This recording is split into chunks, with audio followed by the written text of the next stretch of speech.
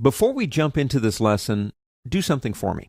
Reopen up, very easy, Energy Spot by double-clicking on it. Now let me play this section right here for you, just a piece of it.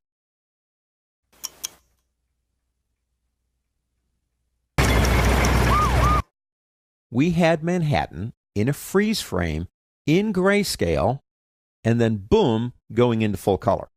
But in order to do that, we had two clips. We had a separate clip there and a separate one here. This one was generated by the freeze frame. Now let's go back to lab.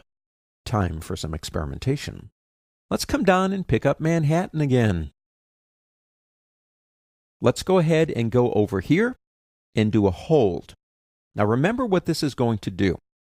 A hold allows me to maintain the integrity of the clip. It doesn't cut it, but it's still going to be a freeze frame. Now that freeze frame was 3 seconds. So what I'm going to do is click here and go into custom and change the duration to 3. So I type in 3 and do a colon and press return. 3 seconds. So with the exception of the fact that it's much longer than the one we used in our energy spot, we have the freeze up front. Just like that. So it's freezing and it goes. I wanted black and white. Go to Effects. Let's go ahead and clear out that so we can see everything. And if I come down, I do believe it's right here, drag it on there. Our problem, of course, is the simple fact that the whole thing is in black and white because it's one clip. And I mentioned we'd come back and revisit this. What I want to do is the same type of effect, but with the continuity of an entire clip. We're going to use keyframes. It's very easy. Let's take our playhead right here and move it way over here, just like that. Now go into our inspector. We don't need this open anymore, so we can close that out. And let's go into Inspector. Now there's black and white, and I can come here and do this. But I don't want to do that until it gets to 3 seconds at that point. So what do? Well, we need 3 keyframes. You need one at the beginning, one right at the end of the hold, and another one right after that. So with the playhead here,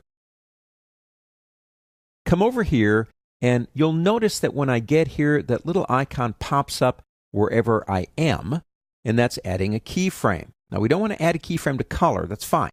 This is the one we want, so click the button. We've just added our first keyframe. Move the playhead over.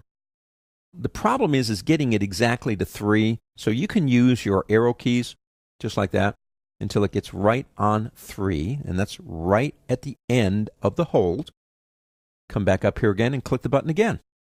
Use your right arrow key 1 time and move 1 to the right, just 1. Click keyframe again. So what we're saying to the computer is from the beginning until the 3-second mark, lock it in and hold it there. But at the next stage, at the very next frame, I don't want this effect anymore. So the playhead is on that one keyframe that we just created. However, if you're not on the keyframe, how do you get back to a keyframe? Easiest way is these little tiny arrows that you see on either side. And if you click, see it moved it. I click again, it goes back to the beginning. I click it again over here on the right, and one more time, I'm back on that 3rd keyframe. Change the amount to 0. Now, if we go to the beginning and play it, there you go. We have replicated the effect of 2 clips using the effect on just one of the clips by doing a hold and using keyframes to do the same thing, so we have more control over this clip. Now, one thing that's very important, we are going to be using this clip in the next lesson. So leave it right where it is, and we'll come back to it.